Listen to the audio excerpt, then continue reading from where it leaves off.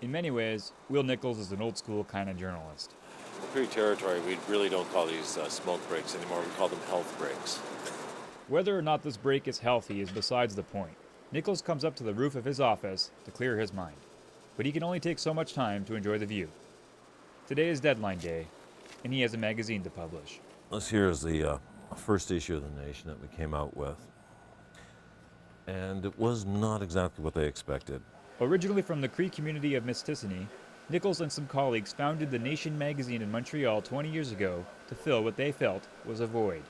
We were there to bring the issues out and to bring them into the mainstream Cree culture and allow people to see what was going on and to know what was going on and to see how their leaders were acting. The Nation has come a long way since its first issue, but the essence of what makes it successful hasn't changed much at all. Every 2 weeks, Nichols and his team of writers, designers, and production assistants collaborate in order to create a magazine that culls news from correspondents in Iuichi and elsewhere. Naturally, after 20 years, it's a staple in every Cree community on both sides of the Hudson Bay. But there's one community that they actually announce it on the radio when the Nation comes in. And the band office allows their employees half an hour to run over to the outlets and get a copy. But even after over 500 issues, it never gets easy. For one thing, distributing a magazine that serves 400,000 square kilometers of territory presents its own problems.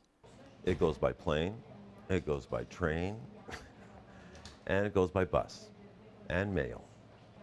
And people have to pick it up in cars and whatnot, and trucks, and bring it into the communities.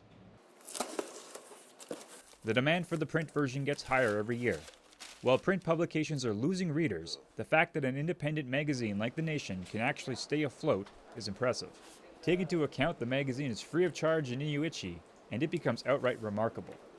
We did sell it in the beginning, and a couple of the elders came and told us that it wasn't right to charge for news that benefited the people and the community, that this is something that should be shared freely. So we had to stop that and rely just on the advertising. But being dependent on advertising for funds can be tenuous when you report on the people paying your bills. At one point, we even had reports that one of the part of the political structure was in Val-d'Or trying to get advertisers not to advertise with us, you know. But once again, we didn't mind. We've lost business there, but we still keep going. The way Nichols and his staff see it, no one would want to read them if they weren't fiercely independent, so their integrity is actually good business sense. It doesn't hurt that the Nation has won over 100 awards. And One award win from August 2005 sticks out for Nichols as being particularly satisfying. The Nation reported on a government study showing that the lakes around several Cree communities had been turned into a toxic soup thanks to mining waste.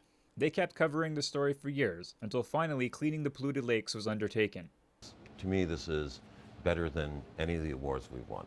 This kind of journalism has inspired countless others, including Steve Bonspiel, the Mohawk editor-in-chief for the award-winning Ganawagi Weekly, The Eastern Door.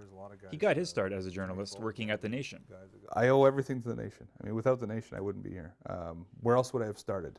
What other paper would have taken a chance on me? Bonspiel says that although he and Nichols butted heads once in a while, he has nothing but respect for his former editor. He's where he's supposed to be because I can't see him do anything else. I mean, he really cares for the community, and he brings out the important issues. You know, he's not afraid to write about in an editorial about something that is controversial.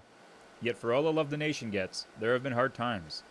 Entire issues have been produced on a skeleton staff during lean periods, and the magazine was nearly bankrupted when the offices were robbed.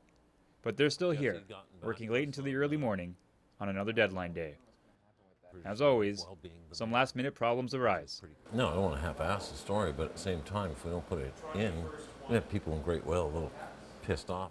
Nichols doesn't believe in false modesty. He states freely that his is the final word when it comes to the nation. It's definitely a dictatorship. Mostly benign, occasionally not. But he's also the first to admit that he's nothing without his dedicated team. Midnight comes, and a bottle of bubbly comes out. Richard, the magazine's graphic designer, is now officially working on his birthday. He's been working these deadline all-nighters for over 10 years. The gang takes a breather to have a drink. and then they're back at it. It'll take a couple more hours before all the final nuances are ironed out. We try to do the best job that we can, and that's all we can do. And apparently we do it damn well. Eventually, it'll be sent to the printer, and they'll go home. The day after, they'll come into work again to start on the next issue. And for Will Nichols, there's nothing else he'd rather be doing. Tom Fenario, APTN National News, Montreal.